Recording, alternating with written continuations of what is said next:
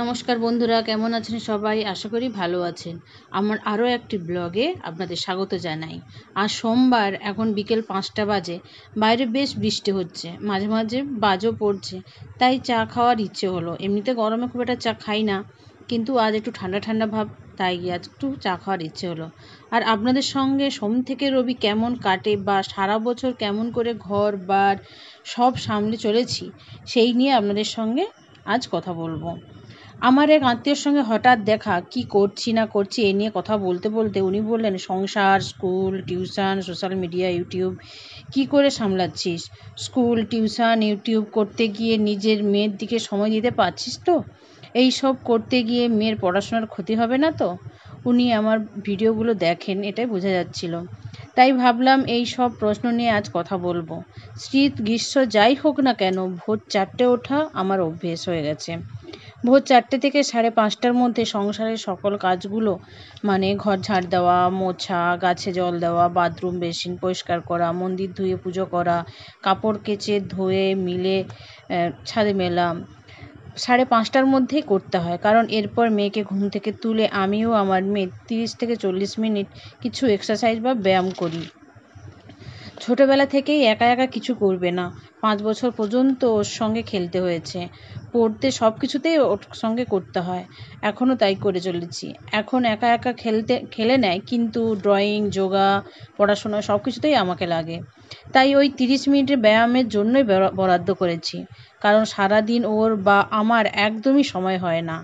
আর সকালটা ঠান্ডা থাকে, আর সকালে শরীরচর্চা করলে মন ও শরীর দুটোই ভালো থাকে।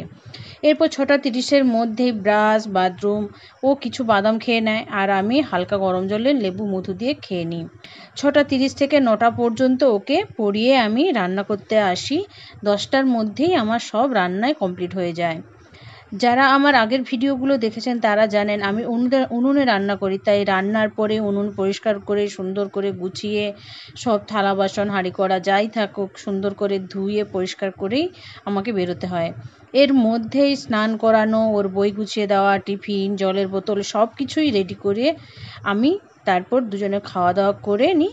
এরপরে ওর দাদু কখনো যায়, না হলে পাড়ার কিছু ছোটো ছোটো ছেলেমেয়েরা যায় একসঙ্গে, ওদের সঙ্গে স্কুলে চলে যায়। ওর স্কুল আমার বাড়ি থেকে 5 মিনিট দূরে, খুবই কাছে, তাই আমাকে যেতে হয় না। এই সব করতে করতে বাজে প্রায় 10টা 15 নাগাদ।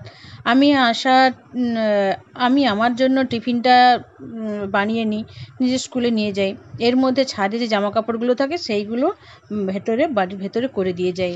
আর তখন আর পাঠ করার সময় থাকে না, স্কুল থেকে ফিরে এসে গুছিয়ে রাখবো বলে।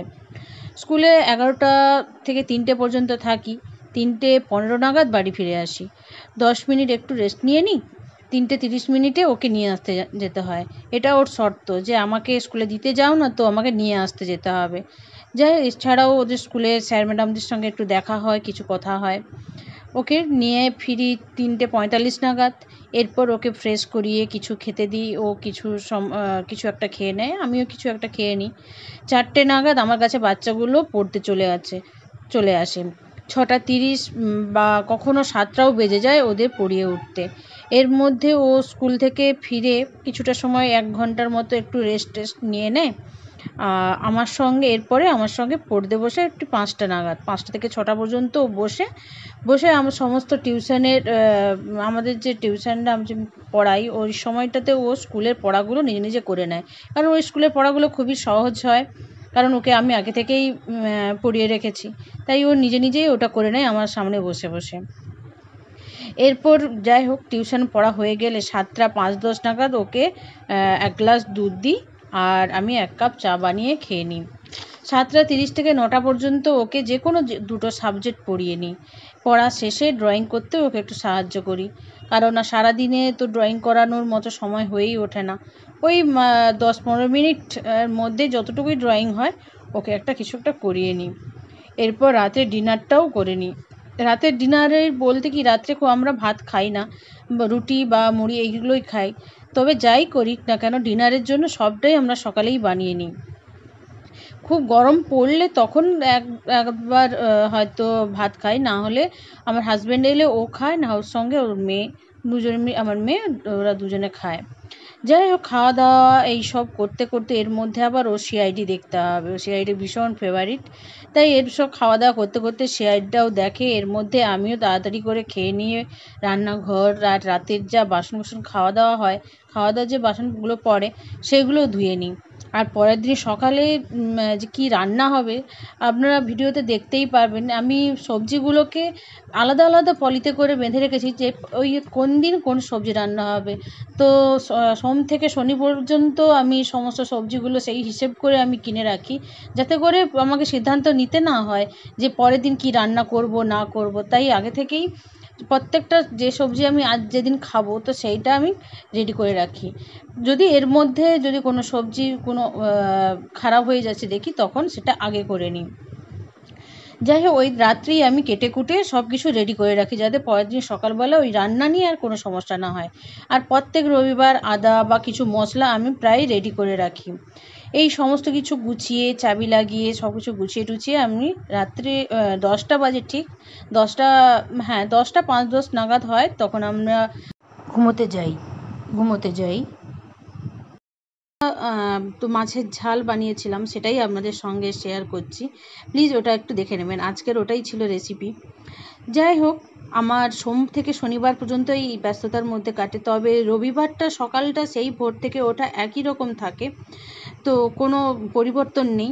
তবে ওই দিন গাছগুলোকে একটু ট্রিটমেন্ট করা, পাখির খাঁচাগুলোকে পরিষ্কার করা, একটু বাড়িটাকে একটু ডিপ ক্লিন করা, জামা কাপড়গুলো সারা সপ্তাহে যেগুলো থাকলো সেইগুলো একটু ধুয়ে গুছিয়ে রাখা, এই সব। কারণ মাঝে সপ্তাহে একদম সময় হয় না যে এক্সট্রা জামা কাপড়গুলোকে ধুয়ে রাখি। এছাড়া সারা সপ্তাহের যে রান্না বান্না হবে তার মশলাগুলোকে রেডি রাখা।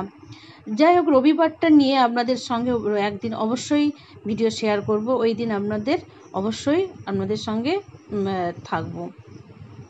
যাই হোক, তবে আমি যাই করিক না কেন, আমি ইউটিউব করি, টিউশন করি, স্কুলে যাই করিক না কেন, আমার মেয়ের জন্য অবশ্যই 5 ঘন্টা আমি বরাদ্দ করে রাখি। 5 ঘন্টা ছাড়া আমি মানে অন্য কিছুতে টাইম যাক, কিন্তু 5 ঘন্টা কম কখনো আমি করি না। এছাড়াও মানে রবিবারটা হলে ওকে একটু টাইম দেওয়ার চেষ্টা করি, আর কারণ ড্রয়িংয়ের জন্য একটু সময় বের করার চেষ্টা করি, আর ব্যায়ামের জন্য একটু চেষ্টা করি। যাই হোক, এইভাবেই আমার মেয়েকে আমি অনেকটা করে সময় দেওয়ার সবসময় চেষ্টা করি, কারণ ওকে নিয়েই আমাদের ভীষণ আশা। ওদের স্কুলের স্যার ম্যাডামরাও ভীষণ আশা করে যে ও খুব ভালো রেজাল্ট করবে, ভালো ঘরের মেয়েও ভালো রেজাল্ট করবে। যাই হোক, আমার ভিডিওটা যদি আপনাদের ভালো লেগে থাকে অবশ্যই কমেন্ট করবেন। ভালো থাকবেন, সুস্থ থাকবেন, আর সাবস্ক্রাইব করতে কিন্তু ভুলবেন না। Thank you.